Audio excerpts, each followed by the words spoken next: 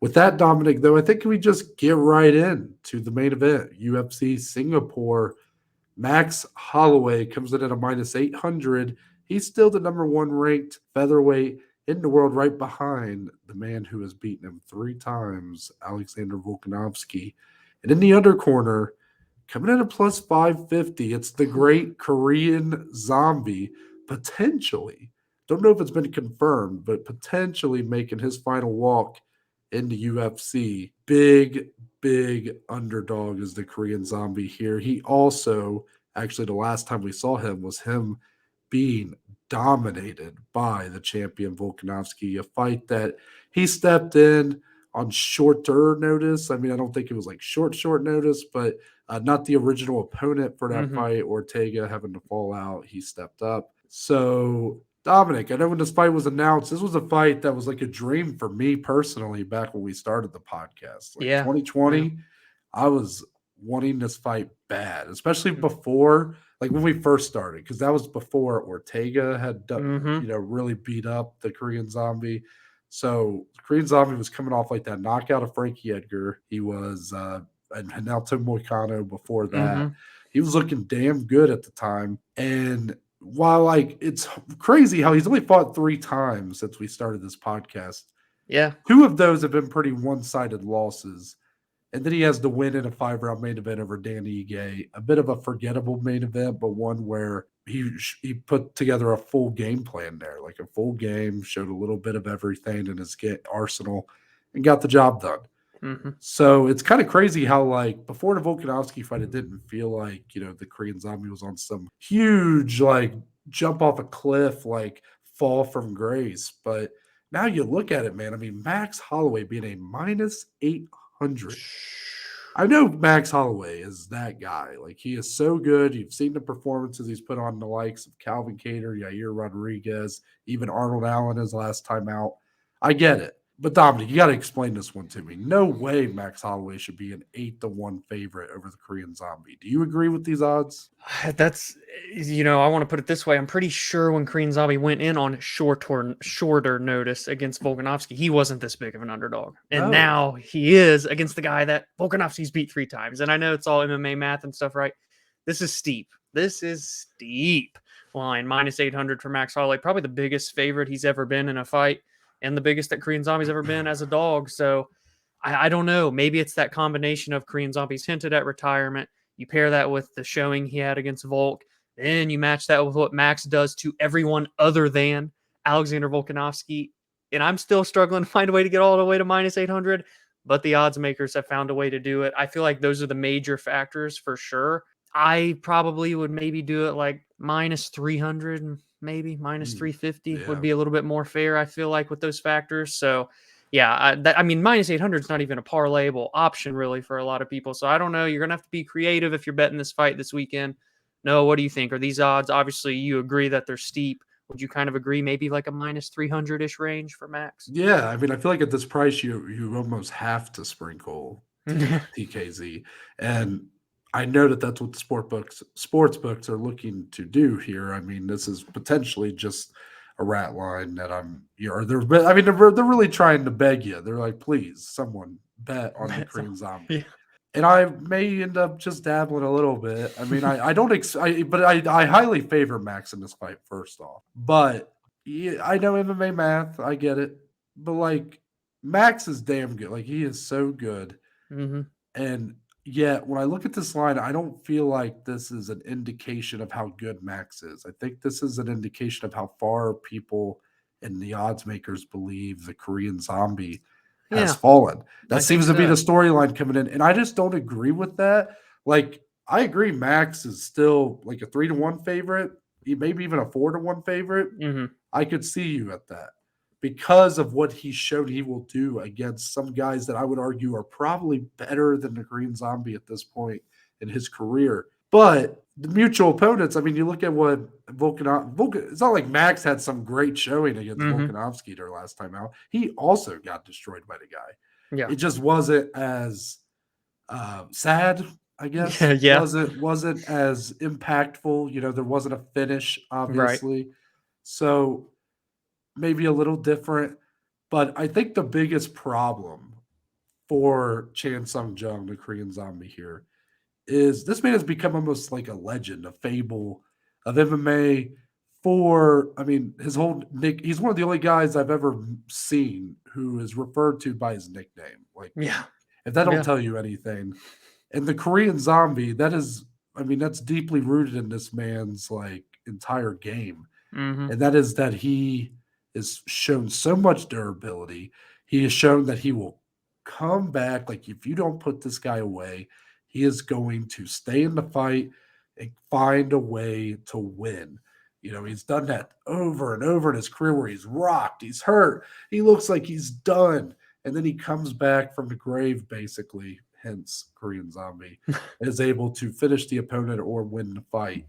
The problem is, Dominic, a lot of what I just said, like if you're a guy who is so known for your durability, so known for your ability to come back in fights and whatnot, and you're going up against the one guy who could probably say he has a better chin than the Korean Zombie, who really doesn't even go down in fights, but he's a guy who's absorbed the most significant strikes in Mm-hmm. UFC history and has never been dropped down. That's a tough recipe to overcome. And obviously we can get into the X's and O's, but I don't believe that's necessarily our strength.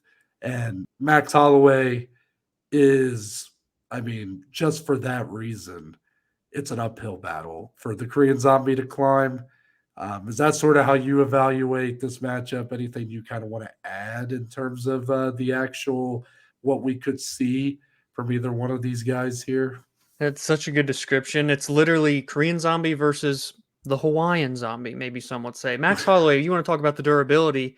This right here is just unbelievable. 8 straight 5-round, 25-minute fights Yeah. went the distance, every single one of them. 8 in a row. All obviously goes back more in terms of title fights and main events and whatnot, but 8 in a row have gone the distance. 4-4 in that. So 4 of those losses, you talk about the durability, and I think that is a reason why here. So you put these two together, does something finally give for Max Holloway? Does it maybe continue to give a little bit more from the Volk fight for Korean Zombie? I don't know. I feel like someone's durability is really going to get tested here more than maybe some would imagine. It's going to be obviously a striking fight, and that's what makes it interesting. It's exciting. I have had my, gripes with the matchup in particular, but we are here now.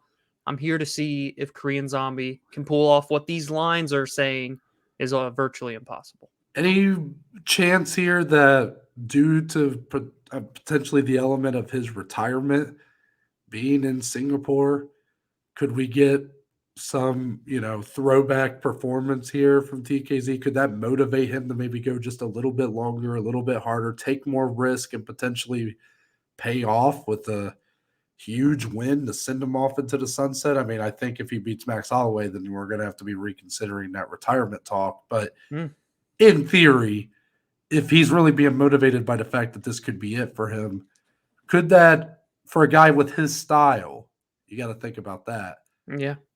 push him maybe to a more competitive fight with Max and maybe even get his hand raised? Yeah, I think he has no reason not to bring out the old TKZ, especially if it maybe is the last swan song, or if that old TKZ can beat Max Holloway and he can hang around for another fight or two and get back to a title, then yeah, why not bring it out of him, right? And so yeah, I think that's a possibility. But if he does not bring that out, if he does not be aggressive, Max Holloway will start fast, he will finish fast, and he will run away with this fight. So I think Korean Zombie has to do what you just brought up, Noah, to even have a chance to win this fight. That's kind of how I feel. Like, it seems 100% if we get a TKZ that is slow out the gate, that is maybe not as sure of himself, with Volkanovski, I'm not sure if he walked in there any less confident than he normally is, but you heard the post-fight